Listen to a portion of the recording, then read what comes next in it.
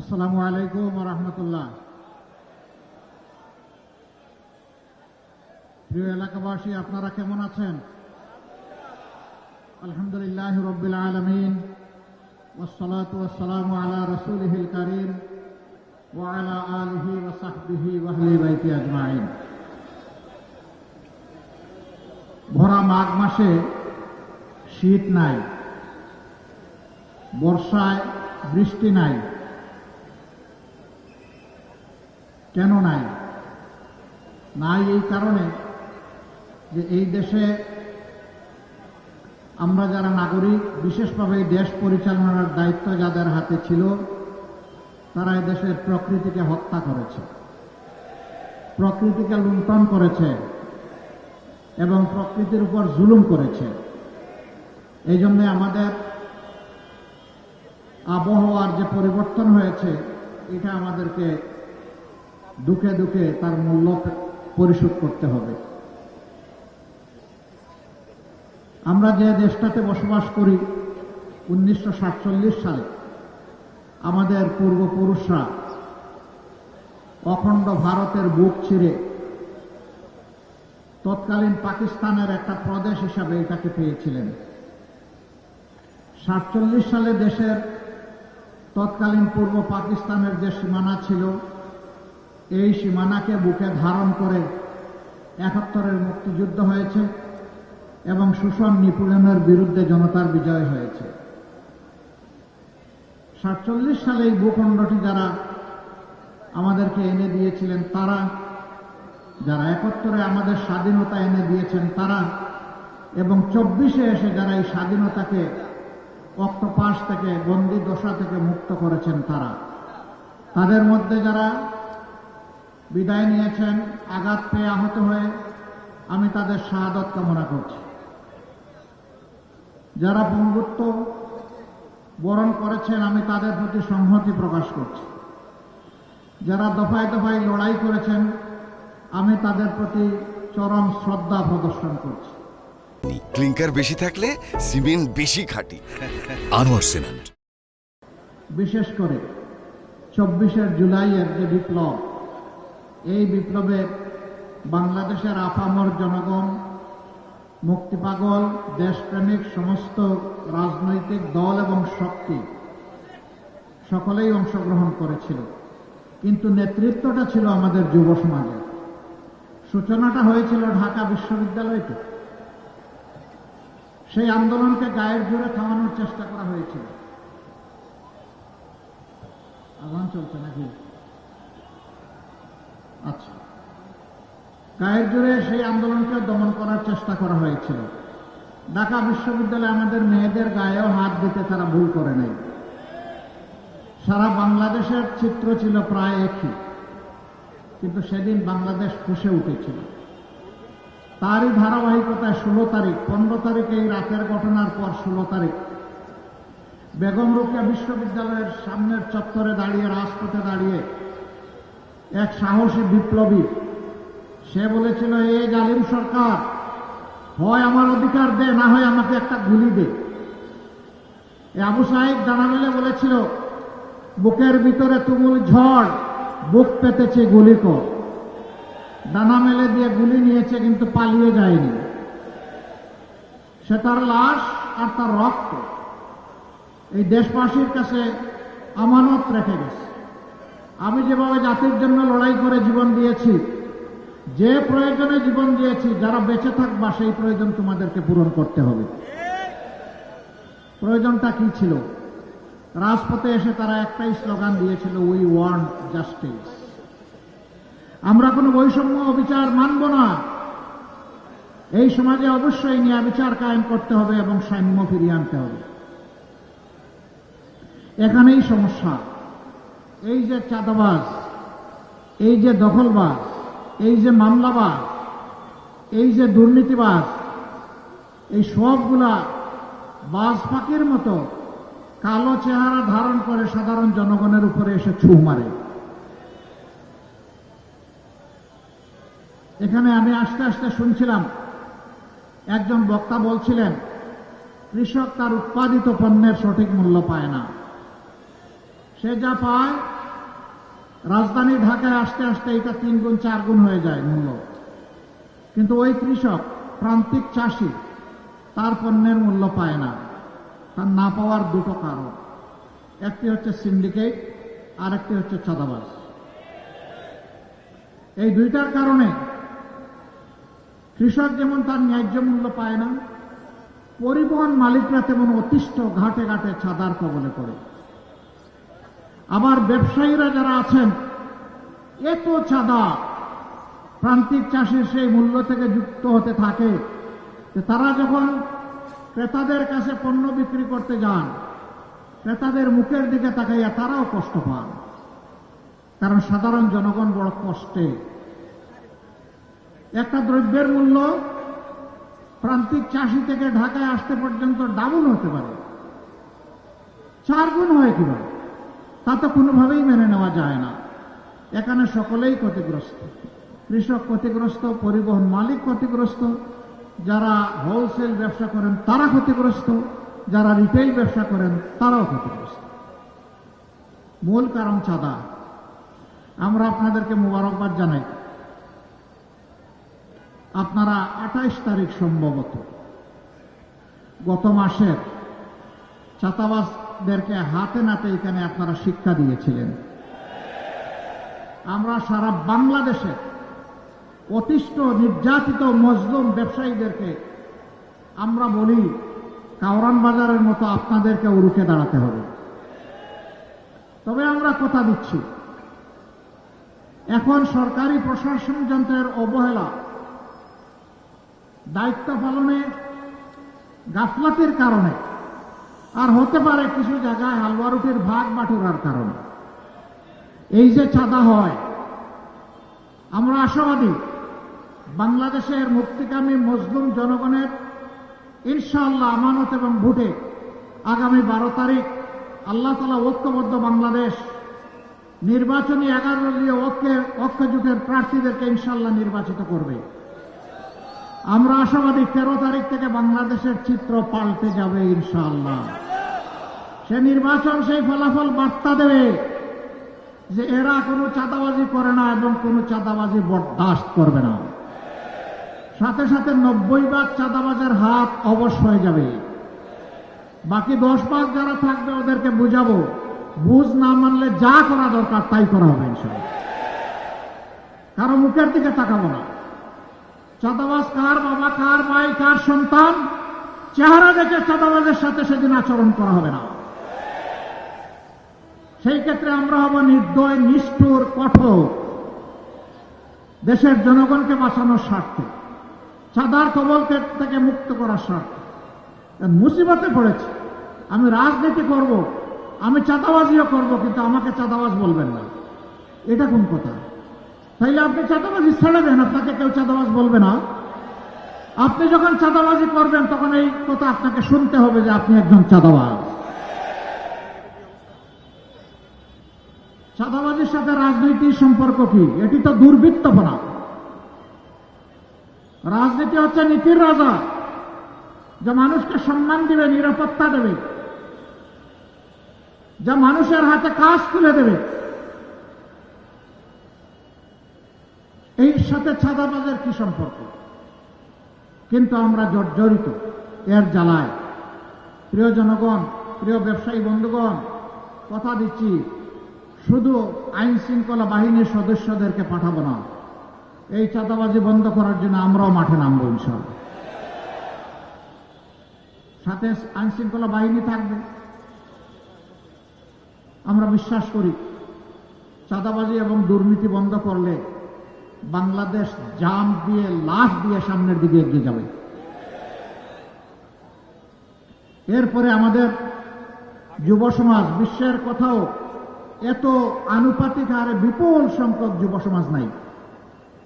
প্রত্যেকটি যুবক আমাদের দেশ গড়ার কারিগর, প্রত্যেকটি যুবতী আমাদের দেশ গড়ার কারিগর। আমরা যুবক যুবতীদের হাতে বেকারের বাতা তুলে দিয়ে তাদেরকে অপমানিত করব না। আমরা তাদের হাতগুলোকে দক্ষ কারিগরের হাত হিসেবে গড়ে তুলব।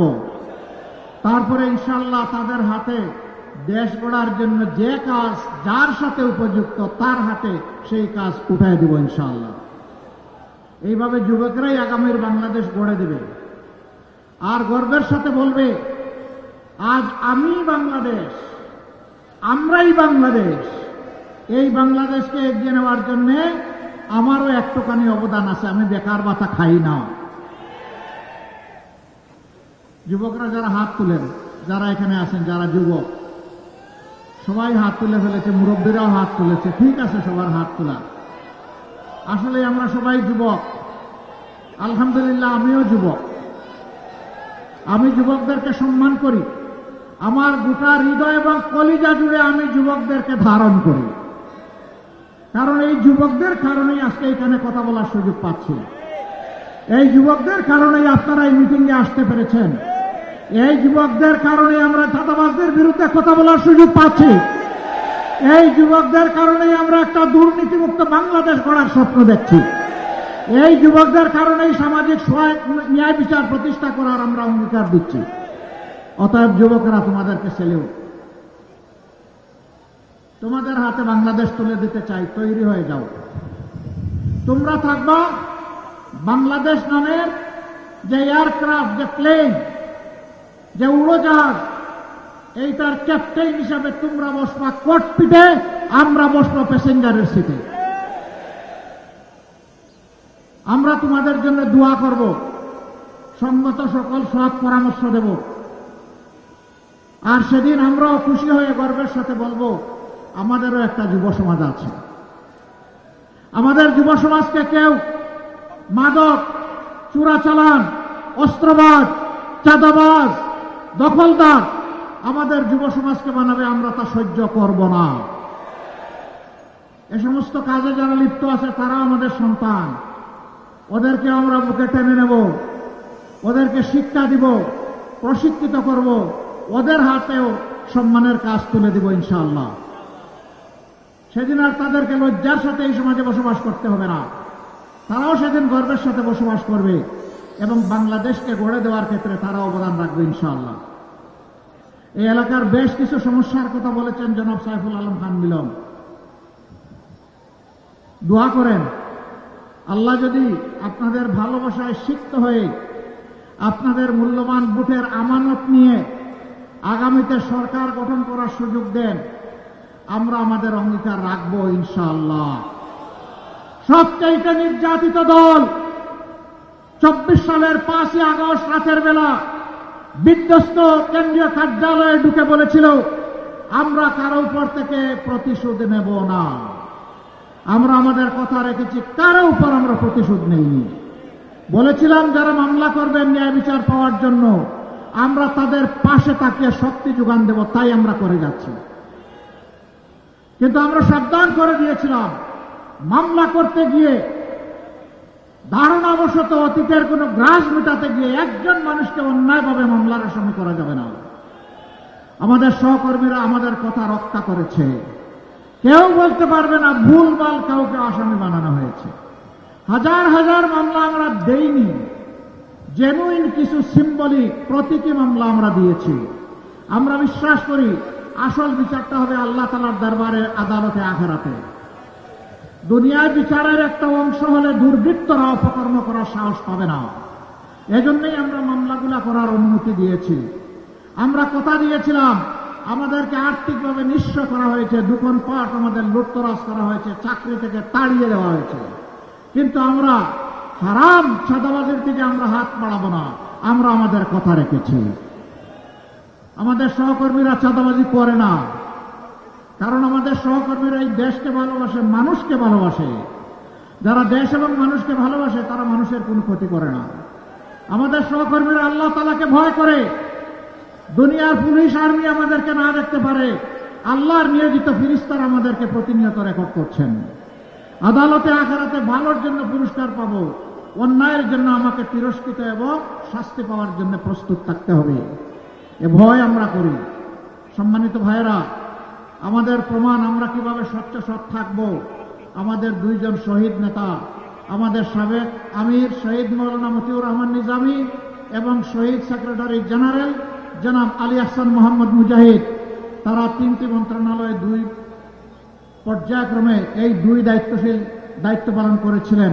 যতদিন ওই সংশ্লিষ্ট মন্ত্রণালয়ে দায়িত্ব পালন করেছেন সেই সময়টা জুড়ে আমাদের কোনো প্রতিপক্ষ, শক্ত কোনো সমালোচক অথবা শত্রুও আঙ্গুল তুলে বলতে পারে নাই যে তারা অসৎ ছিলেন এবং তারা ছিলেন দুর্নীতিপরায়ণ, তারা ছিলেন স্বজনপ্রীতিপরায়ণ, এই কথা কেউ বলতে পারে না। 2-1 নেতা এখন বলছেন, ঠিক আছে আমরা এত অসৎ ছিলাম, আপনারা এত সৎ ছিলেন, তো ছেড়ে গেলেন না কেন? আমরা ছেড়ে যাইনি এই কারণে, অন্তত 3টা মন্ত্রণালয় বেঁচে যাক, দুর্নীতির হাত থেকে রক্ষা পাক, কিছু একটা ঠিকানা মানুষ পেয়ে যাক এবং বাংলাদেশের মানুষের মনে আস্থা তৈরি হোক। ভালো মানুষের হাতে দেশ গেলে সৎ থাকা সম্ভব, দুর্নীতিও দূর করা সম্ভব। সম্মানিত এলাকাবাসী, দোয়া করেন আমরা যেন কথা রাখতে পারি। এখন কথা আসে, জনগণের ভোটে ধরে নেন আপনারা নির্বাচিত হলেন, তাহলে তো আপনারা ওয়াদা পালন করবেন। যদি আপনারা সুষ্ঠু ভোট হওয়ার পরেও নির্বাচিত না হন, আপনাদের নীতি কি হবে? সুষ্ঠু ভোটে যেই নির্বাচিত হবে আমরা তাকে ওয়েলকাম করব। আমরা যদি নির্বাচিত হই তাইলে অন্যদেরকে ওয়েলকাম করতে হবে। এটাই ডেমোক্রেসির এসেন্স, সৌন্দর্য। আমি জিতলে ওয়েলকাম, না জিতলে বিফল কাম আমি মানি না। এটা বন্ধ হতে হবে। তবে হ্যাঁ, নির্বাচনটা সুষ্ঠু হতে হবে। আলামত ভালো নয়, চতুর্দিকে বিভিন্ন মন্দ আলামত ফুটে উঠছে। মা বোনদের গায়ে হাত দেওয়া হচ্ছে, হামলা করে মানুষ খুন করা হচ্ছে, অফিস পুড়িয়ে দেওয়া হচ্ছে, জায়গায় জায়গায় বাধা দেওয়া হচ্ছে, গায়ে পাড়া দিয়ে ঝগড়া বাঁধানোর চেষ্টা করা হচ্ছে। আমরা নির্বাচন কমিশন এবং সরকারকে বলতে চাই, আপনারা বলেছেন সুষ্ঠু এবং ইতিহাসের সবচেয়ে শ্রেষ্ঠ নির্বাচন আপনারা উপহার দেবেন। এখন পর্যন্ত জনগণ আশঙ্কায় আছে, আশ্বস্ত হয়নি। আপনারা উপযুক্ত পদক্ষেপ নিয়ে জনগণকে আস্থায় আনেন। যদি আস্থায় না আনেন তাহলে ব্যর্থতার দায় আপনাদেরকে বহন করতে হবে। যারা আজকে আমাদের সহকর্মীদের গায়ে হাত দিচ্ছেন তাদের প্রতি অনুরোধ, ভাই এখন তো ভরা মাঘ মাস, শীত একটু কম হলেও এখনো যদি মাথা গরম হয়ে যায়, চৈত্র মাসে কি করবেন? একটু মাথাটা ঠান্ডা রাখুন, একটু অন্যকে সম্মান করুন। গাল ভরে যে গণতন্ত্রের কথা বলেন সেই গণতন্ত্রের পথ ধরে হাঁটুন। আপনার কর্মসূচি আপনি নিয়ে যান, জনগণকে বুঝান। এদেশের শতভাগ মানুষকে যদি আপনি আপনার সাথে বুঝিয়ে সুঝিয়ে নিয়ে যেতে পারেন, আপনাকে অভিনন্দন জানাব। কিন্তু গায়ের জোরে পুরানা কায়দায় যে কোনোভাবে নির্বাচনকে নিজের অনুকূলে নেওয়ার চেষ্টা করবেন, আমাদের যুব সমাজ ঘুমিয়ে পড়েনি। 5 তারিখ যে যুব সমাজ জেগে উঠেছিল তারা অতন্দ্রে প্রহরীর মতো আছে। সেই যুব সমাজ জগদ্দল পাথরকে সরাতে পেরেছে। এই যুব সমাজ নতুন পোশাক পরে ফেসিবাদের চরিত্র নিয়ে কেউ আসলে তাদেরকেও ছাড় দেবে না ইনশাআল্লাহ। আমরা তৈরি। ওই যে হাদি বলেছিল, জীবন দিব, জুলাই দিব না। আমরা পরিষ্কার ঘোষণা করতে চাই, প্রয়োজনে দেশের জন্য জীবন দিব, কিন্তু জনগণের অধিকার কাউকে কেড়ে নিতে দেব না ইনশাআল্লাহ। আপনারা প্রিয় দেশবাসী শুধু আমাদের সাথে থাকবেন, আমরা সমান তালে লড়ে যাব যতদিন পর্যন্ত এই দেশবাসীর বিজয় না হবে। স্পষ্ট কথা, আমরা জামাতে ইসলামের বিজয় চাই না, আমরা 18 কোটি মানুষের বিজয় চাই। 18 কোটি মানুষের বিজয়ের জন্য আমাদের লড়াই। এ লড়াই কেউ থামাতে পারবে না। আমরা কোনো শক্তি, কোনো দেশ, কোনো ব্যক্তিকে পরোয়া করি না। আমরা পরোয়া করি আল্লাহ রাব্বুল আলামিনকে। আল্লাহ তাআলা ছাড়া কারো কাছে আমরা মাথা নত করি নাই, মাথা নত করব না। আমরা এদেশের বীরদেরকে বুকে ধারণ করে লড়াই চালিয়ে যাব ইনশাআল্লাহ। এ লড়াইয়ে ইনশাআল্লাহ জনতার বিজয় হবে, সত্যের বিজয় হবে, দুর্বৃত্তদের বিরুদ্ধে ইনশাআল্লাহ আমাদের বিজয় হবে। আমরা সেই বিজয়ের জন্য সবাইকে নিজ নিজ জায়গা থেকে অবদান রাখতে বলি। 2টি ভোট, একটা হচ্ছে হা ভোট। এটাই কারণে ওই বস্তা পচা রাজনীতিকে আমরা বলবো যে তোমাকে লাল কার্ড, তুমি অনেক ভুগিয়েছ, ফ্যাসিস্টের জন্ম দিয়েছ দফায় দফায়। ওই রাজনীতি আমরা আর চাই না। নতুন রাজনীতির প্রয়োজন, স্বচ্ছতার রাজনীতির প্রয়োজন, দায়বদ্ধতার রাজনীতির প্রয়োজন। বাংলাদেশ জামাতে ইসলামী থেকে যারা নির্বাচিত হবেন, আমরা কথা দিচ্ছি বছরে একবার জনগণের কাছে শুধু নিজের নয়, পরিবারের সকল সদস্যের হিসাব স্পষ্টভাবে তুলে ধরতে বাধ্য হবে। এই 5 বছর কি করেছেন, জনগণের সম্পদ তাদের পকেটে ঢুকেছে কিনা, জনগণকে বুঝার সুযোগ দিতে হবে। দেশের সম্পদ দেশের জনগণের, সুতরাং আমাদের কাছ থেকে হিসাব বুঝে নেওয়ার অধিকারও জনগণের। আপনারা সেই অধিকার আমাদের উপর প্রয়োগ করবেন ইনশাআল্লাহ। আমরা আপনাদেরকে কথা দিচ্ছি, আপনাদেরকে সাথে নিয়েই দেশ গড়ব। যে কয়েকটি সমস্যার কথা বলা হয়েছে, ইনসাফের ভিত্তিতে তার সমাধান করব ইনশাআল্লাহ। সম্মানিত ভাই ও বন্ধুগণ, প্রথম ভোটটি হবে ইনসাফের পক্ষে, মুক্তির পক্ষে, নতুন রাজনৈতিক ব্যবস্থাপনার পক্ষে। হা ভোট। প্রথম ভোটটা কি হবে? হা মানে আজাদি, না মানে গুলামি। আজাদি না গুলামি? আজাদি, আজাদি, গুলামি নয়। আমরা গুলামি মানব না। দ্বিতীয় ভোটটি হচ্ছে ইনসাফের পক্ষে। আমাদের প্রতীক দাঁড়িপাল্লা। আমরা জনগণকে তাদের অধিকার মেপে মেপে কাড়ায় গন্ডায় আমরা বুঝাই দিতে চাই। আমি এখন সেই ইনসাফের প্রতীক দাঁড়িপাল্লা 12 নম্বর আসনে, ঢাকার এই মর্যাদাপূর্ণ আসনে, বিশাল শিল্প এলাকা, বাণিজ্যিক এলাকা, আবাসিক এলাকা নিয়ে এই আসনে বাংলাদেশ জামাতে ইসলামী, যাকে 11 দলের পক্ষ থেকে মনোনয়ন দিয়েছে, আমাদের প্রিয় ভাই, প্রিয় নেতা জনাব সাইফুল আলম খান মিলনের হাতে আমি তুলে দিচ্ছি।